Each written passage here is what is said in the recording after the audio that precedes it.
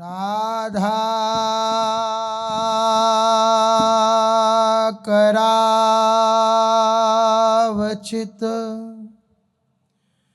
पल्लव वल्लरी के,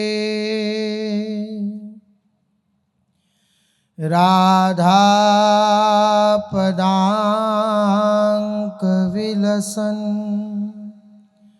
मधुर स्थली के, राधा यशो मुखर महत खगावली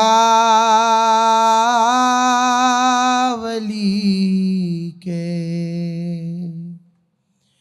राधा विहार विपिने रमता मनो में, प्रेमानंद उत्पुलकित गात्रौ विद्युद्धाराधर समकांति, श्री राधा कृष्णौ मनसि दधानं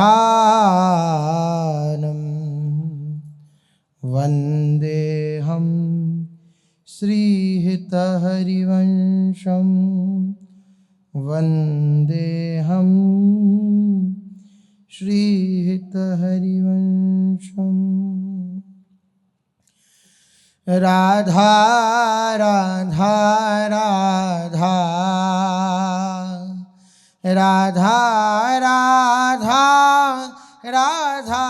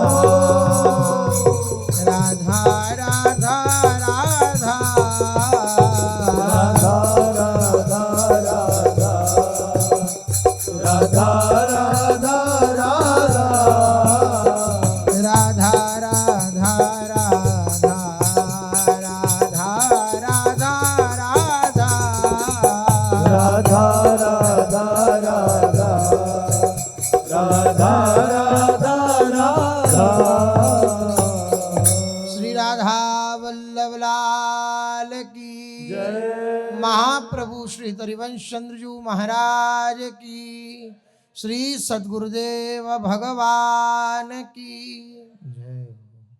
रसघन मोहन मूर्ति ठाकुर श्री राधा वल्लभ लाल जी, अनंतानंत सखियों की प्राण सजीवन मूरी श्री लाडली जी एवं इन युगल स्वरूपों को हृदय में नित्य नवीन रूप से दुलार करने वाले श्री सद्गुरुदेव भगवान के श्री चरणों में दंडवत प्रणाम है।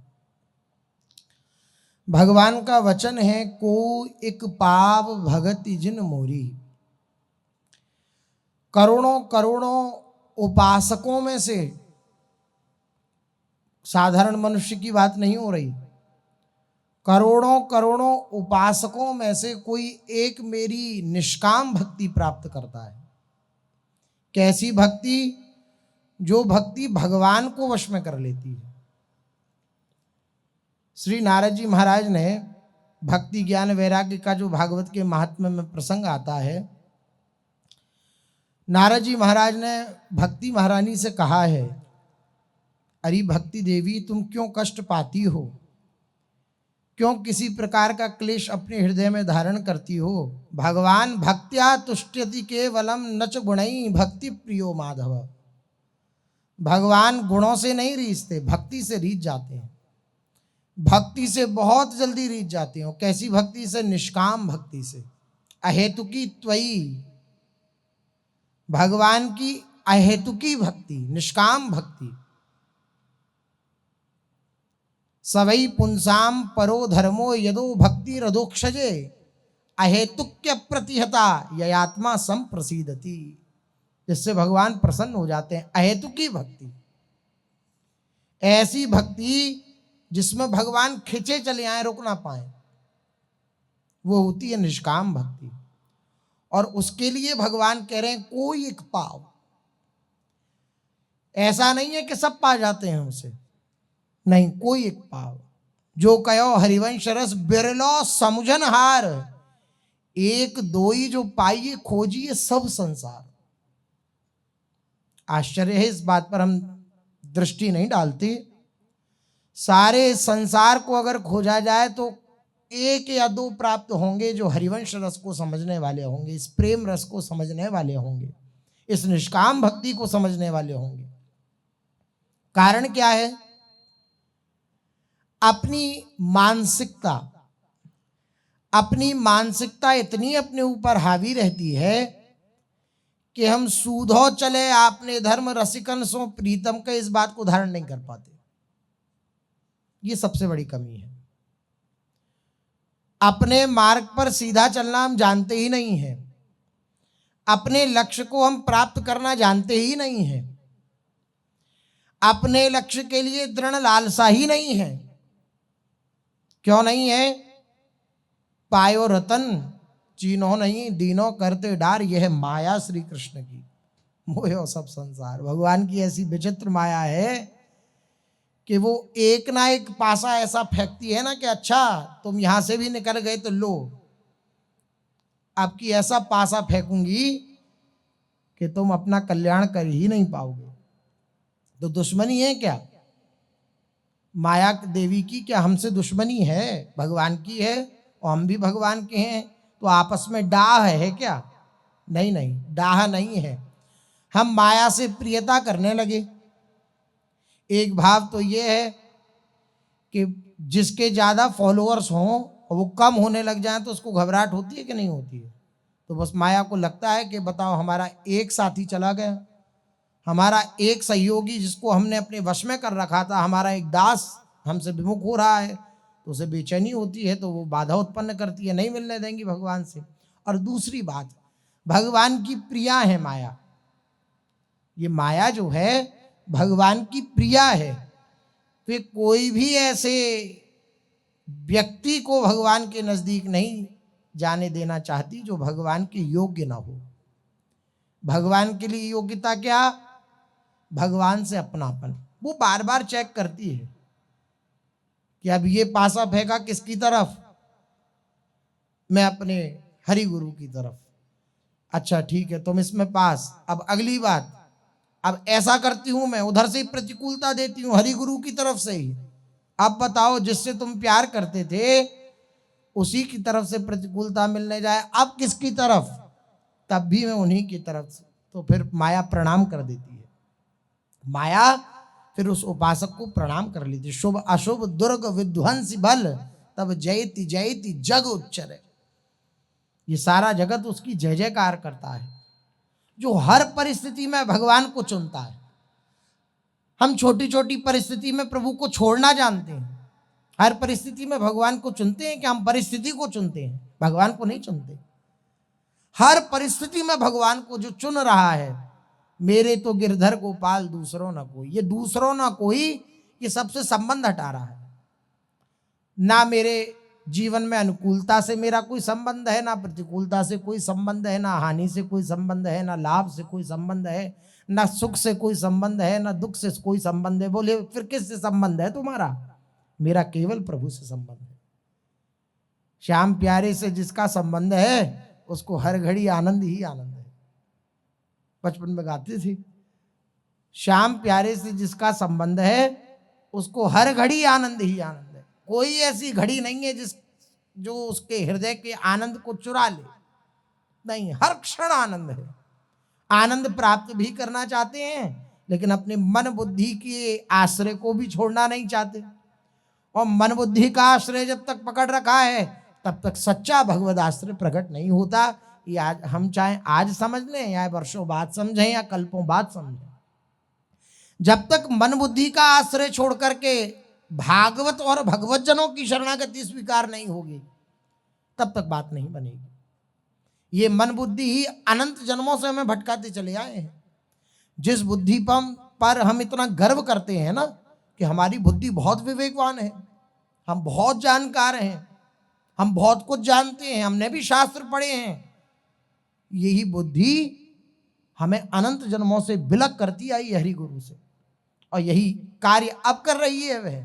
इसका साथ न देकर हम अपने इष्ट गुरु के पक्ष में हो जाएं। इष्ट गुरु का पक्ष अर्थात अपनी मन बुद्धि का पक्ष न लेना। इस मन बुद्धि को जो दुलार करने वाले हों उनका पक्ष न लेना। बड़ा अच्छा लगता है, हमारे मन में कोई बात चल रही हो और हमारे मन की सी कोई बात कह दे तो हमें वो व्यक्ति बहुत अच्छा लगता है। ये हमारी कमी है। बोले आप उनसे बहुत बात करते हैं, ऐसा क्या है उनसे बात करने में? बोले हमारा मन मिलता है उनसे। अरे ये मन नहीं तो झंझट पैदा कर रखा है। मन ही मिलाए राम त्यो, मन ही करे फजीत। महापुरुषों ने लिखा, ये मन ही भगवान से मिला देने वाला है अगर भगवान की तरफ लग जाए तो, और अन्यथा ये फजीयत करने वाला है, दिन रात फजीयत में फंसाने वाला है। इसका आश्रय नहीं, अपने इष्ट गुरु का आश्रय। तो आप देखेंगे कि आपके हृदय के आनंद को कोई नहीं मिटा सकता।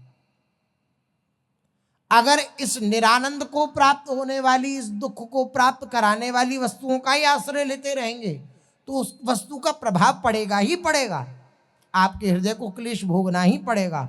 और भगवान का आश्रय लेंगे तो भगवान का प्रभाव है।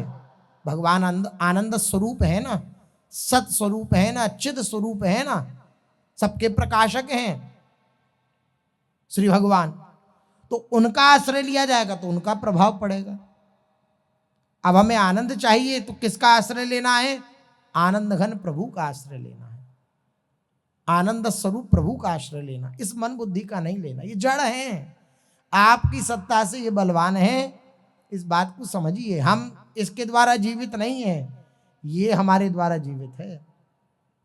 अभी इसको आप इसकी किसी भी बात को सुनना बंद कर दें तो इसकी अपने में इतनी ताकत नहीं है कि हमसे कुछ करा ले, लेकिन इतनी तन्मयता है इसके साथ, इतना जुड़ाव है कि कहते सुनते सुनाते भी इस मन से संबंध होने के कारण मन जैसा चाहता है, मन जिस समय दुखी करना चाहता है या मन जिस समय सुखी करना चाहता है, वैसे इसके इशारों पर कठपुतली की तरह नाचते रहते हैं। ये हमारी स्थिति है। अन्यथा इतने बलवान हैं हम कि इसको कठपुतली की तरह नचाएं, इतने बलवान हैं। चेतन अमल सहज सुख राशि, हमें इसके द्वारा प्राप्त आनंद की आवश्यकता ही नहीं है। भाई आप हमारे सुख के सहयोगी हैं, आप सुख नहीं देंगे तो हमें सुख प्राप्त नहीं होगा। तो हम आपकी सब जी हजूरी करें, लेकिन हमें पता है आपसे हमारा कोई मतलब नहीं है, हम अपने आनंद में रहते हैं। तो हम फिर बिल्कुल निरपेक्ष रहेंगे, आनंदित रहेंगे, हमें किसी की आवश्यकता ही नहीं। इसी तरह इस मन की भी आवश्यकता नहीं है हमें। आज हमारा मन बहुत गंदा, आज हमारा मन बहुत अच्छा, आज हमारा मन ये खाने को नहीं कर रहा, आज हमारा मन बहुत दुखी है, आज हमारा मन ऐसा कह रहा है। इतना मन के साथ संबंध कि हम अपने आनंद स्वरूप अपने को नहीं जान पा रहे। हमें किसी के सहयोग की आवश्यकता नहीं है। कोई सामने से जयमाला हमें पहनावे, फूल माला हमें पहनावे, इसकी हमें आवश्यकता ही नहीं है कि हम उस फूल माला को देख करके आनंदित हों, उत्साहित हों, आज हमारा सम्मान हुआ। इसकी आवश्यकता ही नहीं है। हम अपने स्वयं में ही सहज आनंद स्वरूप हैं। बस इस बात को पहचानने, कैसे पहचानेंगे? जितना डट के भजन होगा उतना ये बात समझ में आने लगेगी। संसार से संबंध छूटने लगेगा। ये समझ में आने लगेगा कि जिस प्रकार से यहाँ के दुख असत्य हैं, ऐसे यहाँ के सुख भी असत्य है।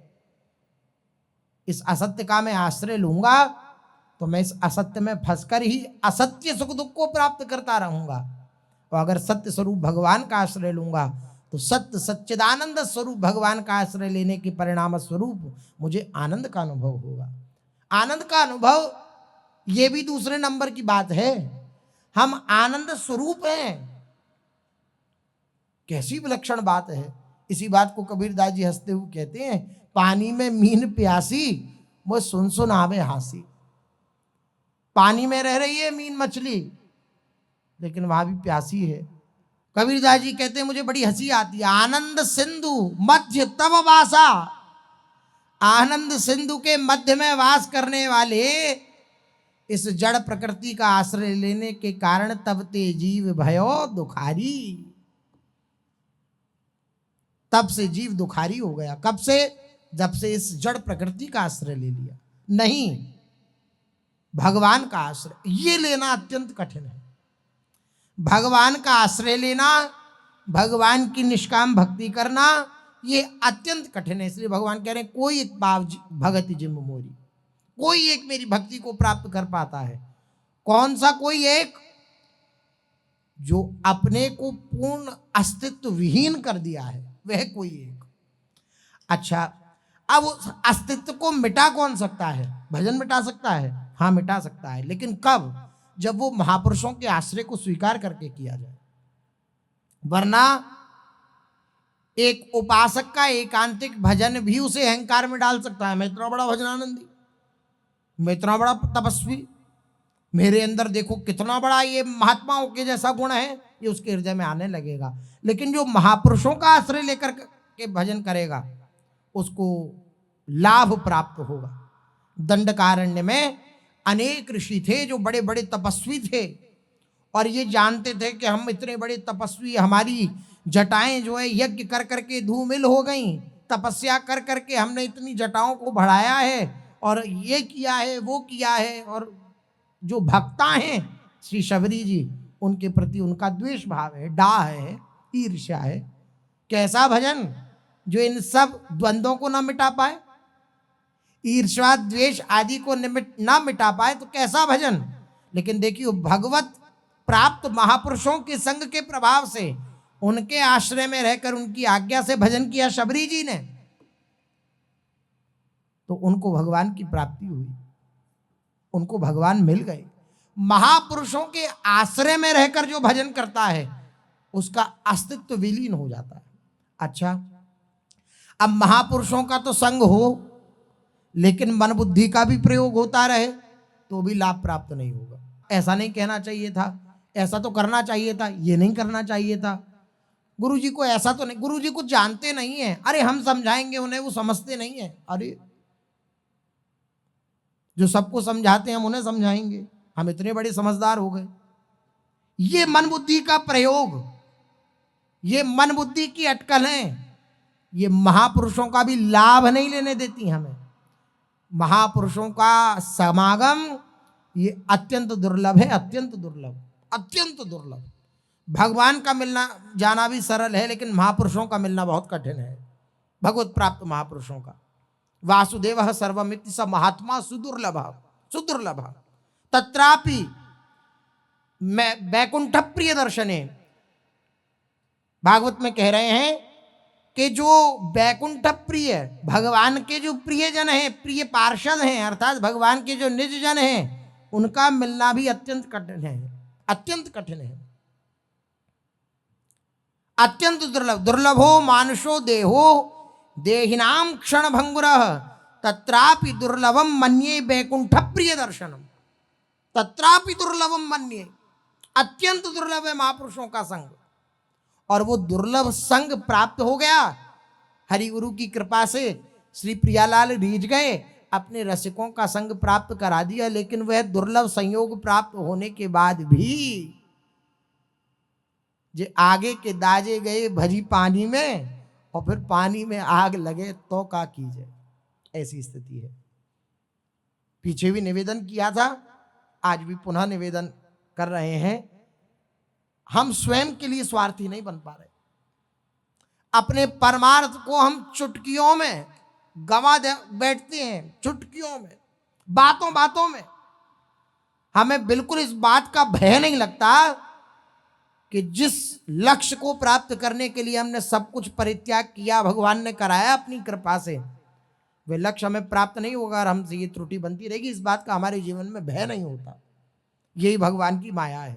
इसलिए कहा कि कोई एक पाव, बीच में ऐसी ऐसी खाइयां हैं, बीच में ऐसे ऐसे व्यवधान हैं कि अगर ऐसे ना हो तो बच नहीं पाए, अगर ऐसे ना रहे, शरणागत ना रहे तो बच नहीं सकता, बिल्कुल नहीं बच सकता। ऐसी ऐसी खाइयां हैं, भगवान के ऐसे ऐसे विचित्र लीला विलास हैं। बच वही सकता है जो अपनी मन बुद्धि का प्रयोग छोड़ दे और केवल अब जो ही कहें करें हम सोई, आयस लिए चले निजा, उठो तो उठो, तो बैठो तो बैठो, बस। तो उस उपासक के जीवन में दुख का लेश नहीं होता। लेश बोले कभी कभी तो दुखी होता होगा, नहीं नहीं, कभी कभी भी नहीं होता। वो अगर दुखी होता भी है ना कभी कभी, तो उस समय उसका मन बुद्धि प्रयोग कर रहा होता है, तभी होता है। अन्यथा आप रहिए भगवत आश्रित होकर, किसी से कोई मतलब नहीं रखिए, न काहू से बोलिबो और फिर न कोई व्यवहार, और बस अपनी कुंवरी किशोरी को जी इतनी हार निहार। जो हमारे श्री सदगुरुदेव भगवान ने हमें श्री जी दी हैं, उनकी दी हुई वस्तुएं हैं, ये उनकी दी हुई हैं। ये जो उन्होंने दी हैं, बस उनको लाड़ दुलार, उनको प्यार, बस उसमें लगे रहे निरंतर। तो आप देखेंगे गुरु चरणों में प्रीति निरंतर बढ़ेगी, श्री जी के चरणों में निरंतर प्रीति बढ़ेगी, वृंदावन में निरंतर प्रीति बढ़ेगी, रसिकों में निरंतर प्रीति बढ़ेगी, सब जगह प्रीति बढ़ेगी। आप करिए इधर से उधर दोष दर्शन, इधर से उधर वार्ता, तो आप देखते रहिएगा। अभी अनुभव में नहीं आ रहा तो आ जाएगा। क्या? हृदय एकदम खाली हो जाएगा, एकदम शुष्क, एकदम सूखा। कहीं दूर दूर तक भी वे भाव नहीं नजर आएगा जिस भाव के द्वारा हम खिंचकर चले आए थे, वो भाव दूर दूर तक नजर नहीं आएगा। ये दुष्परिणाम है दोष दर्शन का, ये दुष्परिणाम है भगवद आज्ञा गुरु आज्ञा में न चलने का। हृदय शुष्क हो जाएगा, सूख जाएगा एकदम। न प्रियालाल के लिए रोना आएगा, केवल व्यवहार में फंसा के रख देगा मन। व्यवहार में उसने ऐसा कहा था अच्छा, उसने ऐसा कहा था अच्छा, उसने अच्छा अच्छा में पूरी जिंदगी निकल जाती है और अच्छा कुछ होता ही नहीं। कैसी विचित्र भगवान की माया है। अच्छा अच्छा में जिंदगी निकल जाती है, अच्छा कुछ होता ही नहीं जीवन।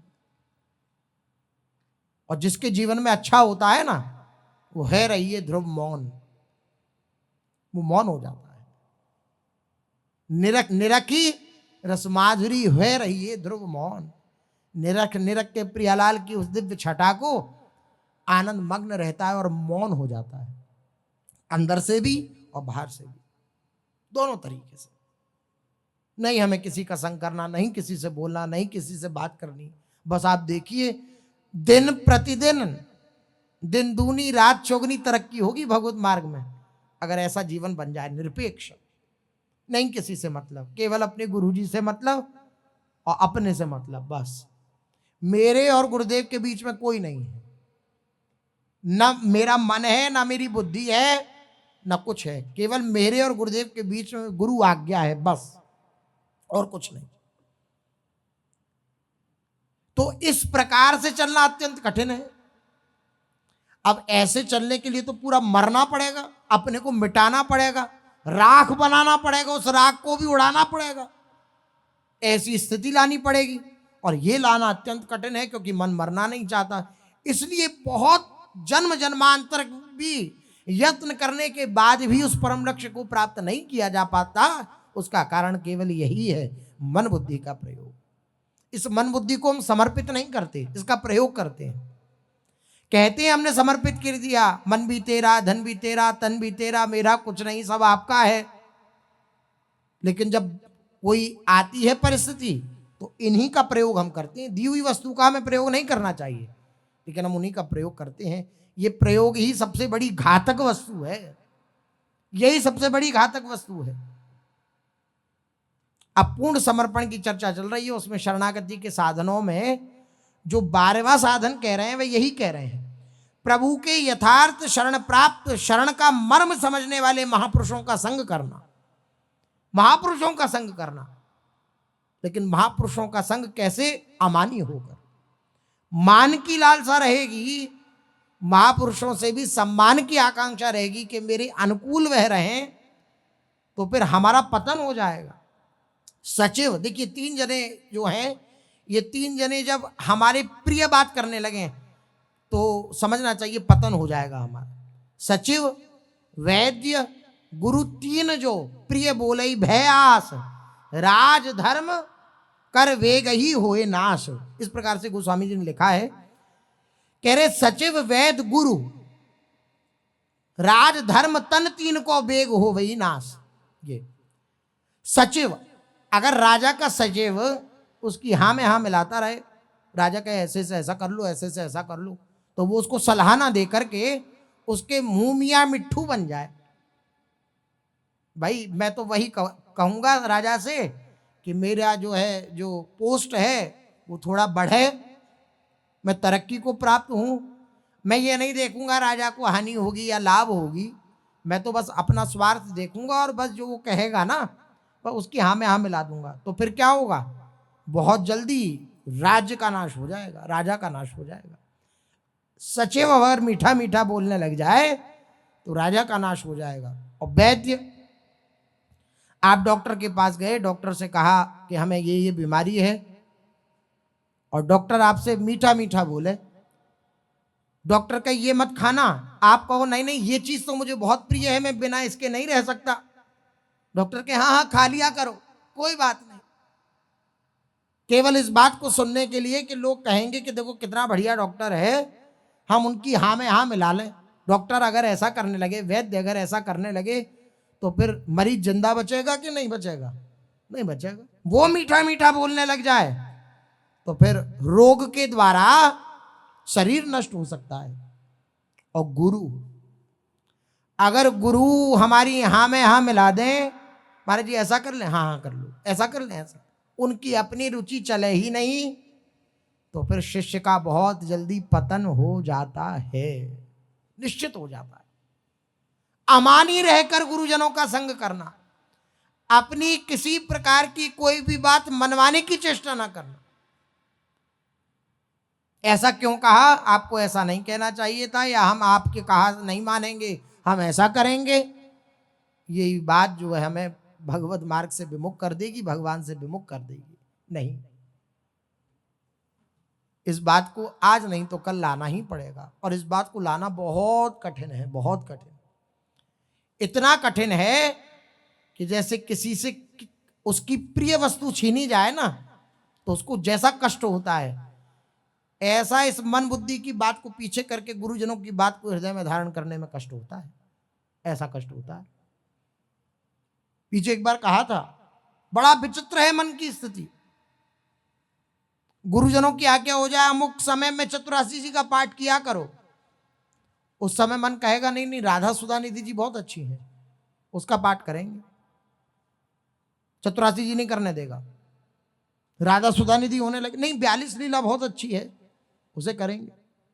मन एक जगह टिकने नहीं देता गुरु आज्ञा। इसको परास्त करने के लिए इससे संबंध मिटाना बहुत आवश्यक है। महापुरुषों का संग करने के लिए, महापुरुषों के संग का लाभ प्राप्त करने के लिए इस मन बुद्धि से संबंध मिटाना बहुत आवश्यक है। अगर इससे संबंध नहीं मिटाया तो बात नहीं बनेगी। इसी प्रसंग में महापुरुषों के संग का जो बात है उसमें कह रहे हैं कि गुरुजन सबसे प्यार करते हैं और सब पे कृपा की वर्षा करते हैं, लेकिन जो अपने मन बुद्धि से संबंध लिए रखता है, जो पूर्ण समर्पण नहीं करता, उस पर वह कृपा प्रभावित नहीं होती।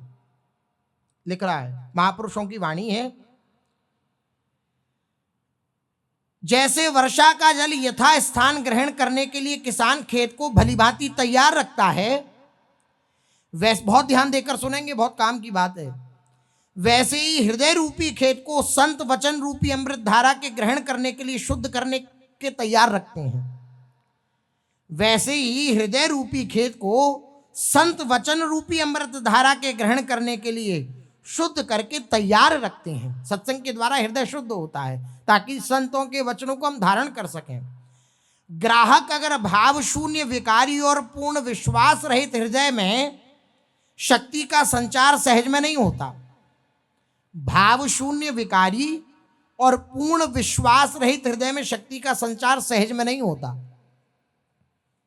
जो भावपूर्ण नहीं है, हरि गुरु के प्रति पूर्ण भाव नहीं है, और जो विकारी है, और जो पूर्ण विश्वास रहित, ये मुख्य बात है। पूर्ण विश्वास रहित, विश्वास ना होना, विश्वास डगमगा जाना, तो उसके हृदय में शक्ति का संचार सहज में नहीं होता। गुरु चाहता भी है, स्वयं गुरुदेव चाहते भी हैं कि इस पर कृपा हो।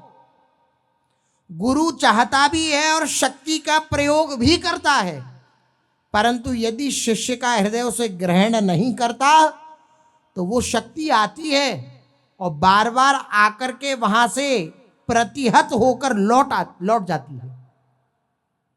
पीछे एक बार अगर याद हो तो निवेदन किया था कि गुरु एकांत में बैठे और उनको किसी का स्मरण हो आया, हृदय शीतल हुआ, कृपा संचार हुआ।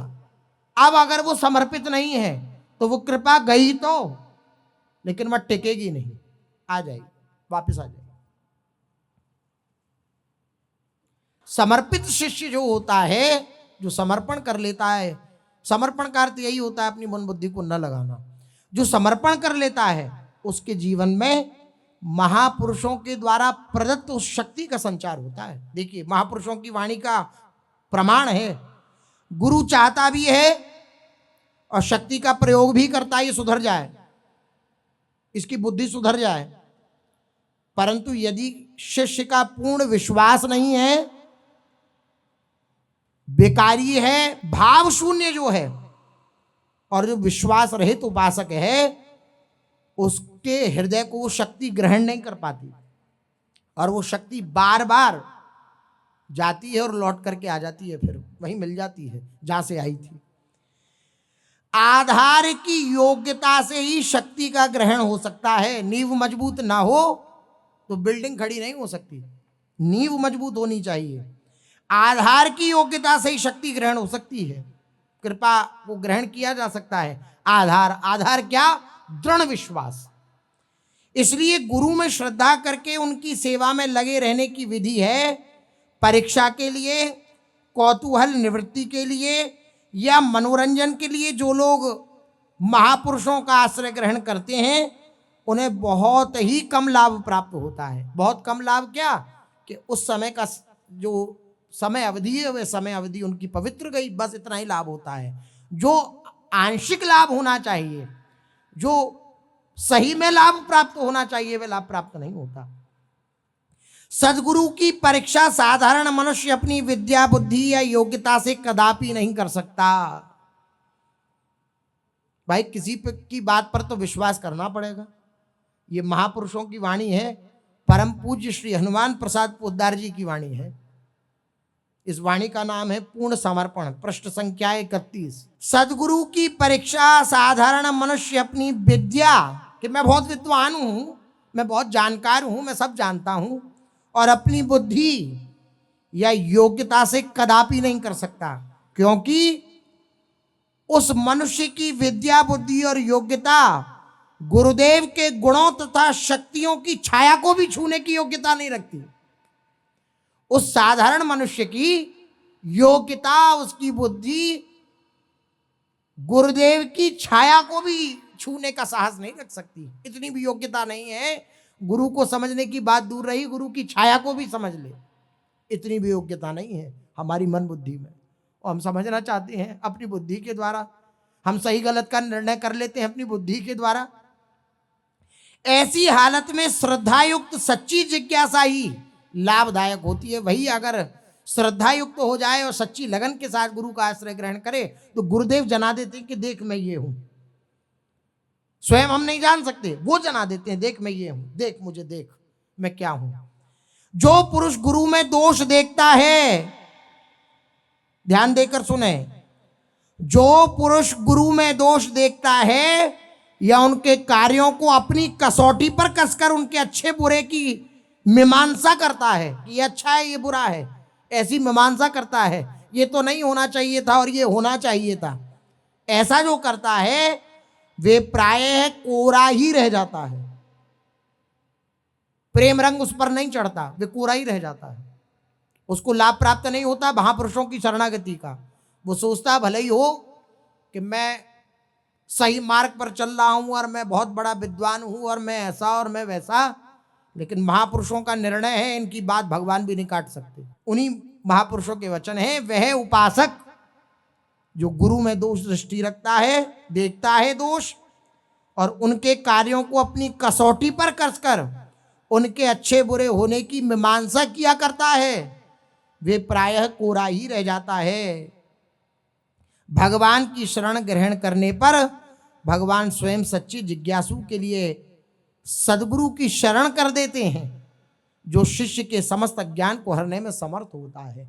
इसलिए बहुत सावधानी पूर्वक अगर अपने जीवन का सुधार हम चाहते हैं और इसी जीवन में बिना बाधा के भगवत प्राप्ति करना चाहते हैं, तो इस मन बुद्धि को भगवान के चरणों में समर्पित करके, हरि गुरु के चरण में समर्पित करके निश्चिंत होकर भगवान का भजन करे तो बात बन जाएगी।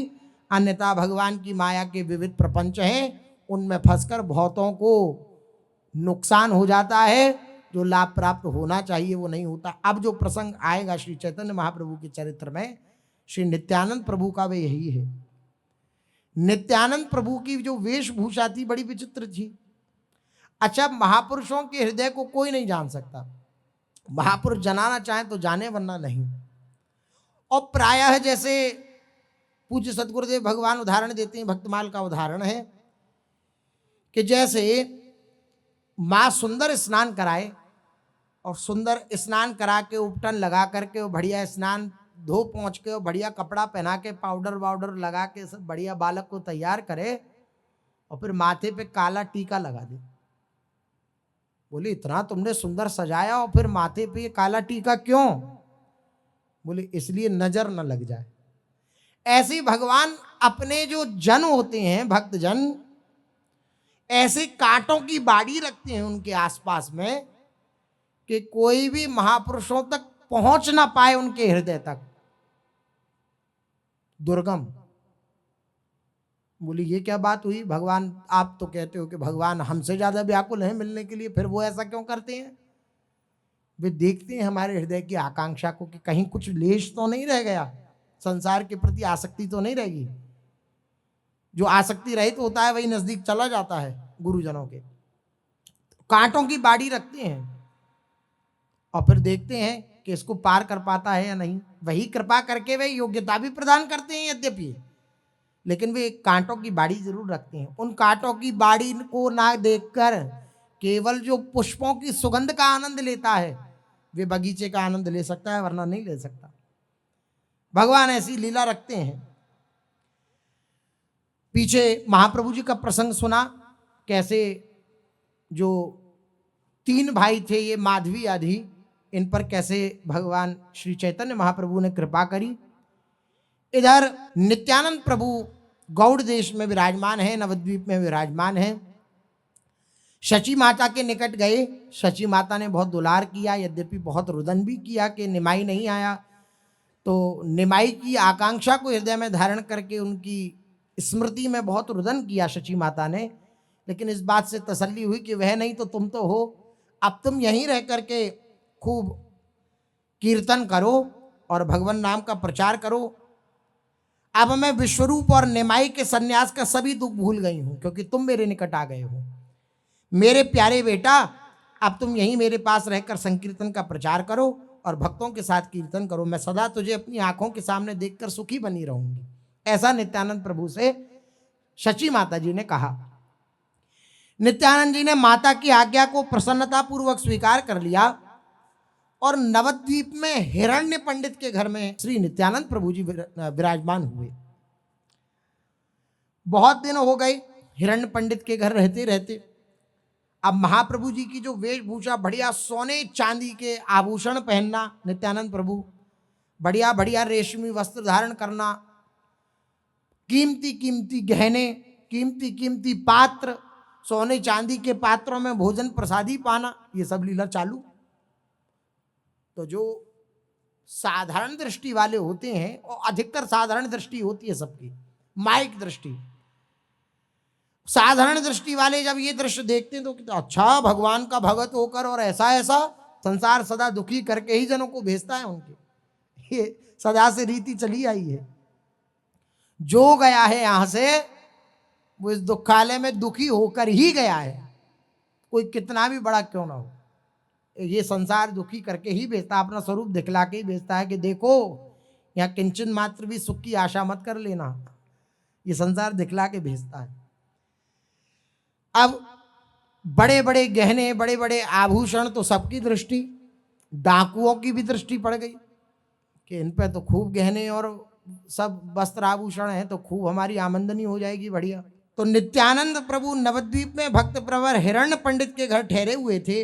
डाकुओं की दृष्टि पड़ी उनके सोने चांदी के रत्न जड़ित आभूषणों पर और नाना प्रकार के उपहारों पर, जो नित्यानंद जी के रहते हिरण्य पंडित के घर भक्तगण नित्य दे जाया करते थे, खूब आभूषण आदि दे जाते थे। उन्होंने निश्चय किया कि नित्यानंद जी को मृत्यु दंड देकर, अर्थात उनकी मृत्यु करके, उन्हें मारकर उनके जो आभूषण हैं और हिरण्य पंडित के घर आए जो उपहार हैं उनको लूट लें, ऐसा उनके हृदय में बात आई। डाकुओं का सरदार एक युवक था जो नर हत्या और अग्निकांड जैसे कुकृत्यों को करने में तनिक भी संकोच नहीं करता था। उसे संकोच नहीं होता था नर हत्या करने में, और जरा भी कहीं भी अग्नि लगा देने में, आग लगा देने में उसे संकोच नहीं होता था। एक दिन रात में वे अपने दल के साथ हिरण्य पंडित के घर के पीछे छिप गया, मध्य रात्रि में लूटपाट करने के उद्देश्य से। पर मध्य रात्रि के पूर्व ही किसी दैवी शक्ति के प्रभाव से उसे और उसके साथियों को निद्रा ने घेर लिया, नींद आ गई उसे, डाकुओं को और उनके जनों को। ऐसी गंभीर निद्रा ने स्वरूप लिया कि वे निद्रा टूटी ही नहीं। सुबह हुई, सूर्योदय हुआ, सूर्य का प्रकाश चारों ओर फैला। नींद खुलते ही प्रकाश जैसे ही देखा सब डाकुओं ने अब भागे, बोले क्या हुआ, हम कैसे सो गए, हमें किसने क्या खवा दिया, क्या पिवा दिया, तुम लोगों ने तो कुछ नहीं मिलाया था, हम पाके आए थे प्रसाद। अरे क्या हुआ, भागे वहां से सूर्य का प्रकाश देखते। सब अपने भाग्य को और एक दूसरे की घोर निंदा करने लगे कि तुम्हें नींद आ गई, तुम हमें जगा देते, तुम क्यों सो गए, तुम हमें, आपस में लड़ने लगे। उनका जो मुखिया था उन्होंने कहा कि चलो अब जो हुआ सो हुआ, फिर से अस्त्र शस्त्र लेकर के चलो और हिरण्य पंडित के घर जाकर के आज धावा दोबारा बोलेंगे। दोबारा गए, लेकिन परम आश्चर्य की बात, उस दिन घर के चारों ओर पहरा देते दिखे मारात्मक अस्त्रों से सुसज्जित कुछ दीर्घकाय सुंदर सुठाम प्रहरी। हिरण्य पंडित के जो दरवाजा है उस दरवाजे पर पहरेदार दिखे, सब एकदम सुडौल सुगठित और अस्त्र शस्त्र धारण किए हुए, लंबे लंबे। उन्हें देखते ही तो डाकुओं के तो छक्के छूट गए, वे उल्टे पांव भाग गए। पर इतने पर भी डाकू हतोत्साहित नहीं हुए, बड़े हठी थे। उन्हें लूटने की सोच ली थी तो अब वो लूटना ही चाहते थे। डाकुओं के सरदार ने कहा, लगता है नित्यानंद को किसी प्रकार लूटपाट होने की आशंका हो गई है, हमें लगता है ऐसा, इसलिए उन्होंने किसी राजा के सैनिक बुला लिए थे, वही वहां पर दिखे हमें। यद्यपि कोई भी दैवी शक्ति भगवान के विरोध में या धर्म के विरोध में वार्ता या कोई भी कृत्य करने का आदेश नहीं करती, लेकिन हमारी बुद्धि जैसी होती है हम वैसा ही ग्रहण कर पाते हैं। ये हमारी बुद्धि का दोष है। बुद्धि का दोष भगवत विग्रहों में नहीं देना चाहिए। कोई भी उपासना धर्म विरुद्ध नहीं सिखलाती कुछ भी कार्य करना, इसलिए जो भी धर्म विरुद्ध अगर कोई उपासक करता दिखे तो वो उसकी बुद्धि का दोष है, उस उपासना का दोष नहीं है। अब ये बुद्धिहीन डाकूजन बोले कि मना करके तब लूट करने जाएंगे, कोई बात नहीं, अब हम 10 दिन बाद मध्य मास से अच्छी तरह मनाएंगे और फिर चेष्टा करेंगे। 10 दिन बाद उन्होंने दूर से ही देखा कि हिरण्य पंडित के घर प्रहरी कोई नहीं है और चारों ओर सन्नाटा छाया हुआ है। यह देख करके वे घर में घुस पड़े, पर घुसते ही किसी अज्ञात शक्ति के प्रभाव से उन सब की दृष्टि चली गई, नेत्रों की ज्योति चली गई, दिखना ही बंद हो गया। अब वे वो भागे इधर से उधर, जब ज्योति चली गई। अब वो इतने जने थे कि आपस में टकराए, इधर कोई भागे तो वो टकराया, उधर को। अब जो टकराए तो उसे लगे कि वो आ गया हिरण्य पंडित या वो आ गए नित्यानंद प्रभु, तो वो तुरंत जो है एक दूसरे को मारना प्रारंभ कर दिया उन्होंने। लड़ते झगड़ते किसी प्रकार घर के बाहर निकले। बाहर तो अब जैसे ही आए तो घनघोर ओला वृष्टि, बाहर उन्हें घनघोर वृष्टि और ओलों की मार का सामना करना पड़ा। यह देखकर डाकू बहुत भयभीत हुए। उन्होंने सोचा कि हो ना हो ये सब हुआ अवधूत नित्यानंद की दैवी शक्ति के कारण ही है। उन्होंने मन ही मन उनकी शरण ग्रहण करी। ये सब जब देखा कि दृष्टि भी, आंखों की नेत्र ज्योति भी चली गई और हम बाहर आए हैं तो कहीं चलने फिरने लायक नहीं रह गए, क्योंकि इतने मोटे मोटे ओलों की वर्षा हुई है तो शरीर भी क्षतिग्रस्त हो गया। अब कोई उपाय नहीं है, एक उपाय है, जिनकी शक्ति से ये सब हुआ है उनकी शरण ग्रहण कर लें। उन्होंने मनी मन श्री नित्यानंद प्रभु की शरण ग्रहण करी और उनसे क्षमा प्रार्थना करी। उसी समय उनकी दृष्टि लौट आई। जैसे ही उन्होंने शरण ग्रहण करी और जैसे ही क्षमा प्रार्थना करी तो नेत्र ज्योति वापस आ गई। डाकुओं का सरदार दूसरे दिन पहुंचा नित्यानंद प्रभु के समीप और उनके चरणों में प्रणाम करके रोते रोते बोला, प्रभु मैं बड़ा पापी हूं और आपके आभूषणों के लोभ से कई बार हिरण्य पंडित के घर डाका डालने की चेष्टा करी, पर आपकी शक्ति के कारण विफल होना पड़ा। अब आप यदि मुझे क्षमा न करेंगे तो मेरी गति नहीं है कहीं।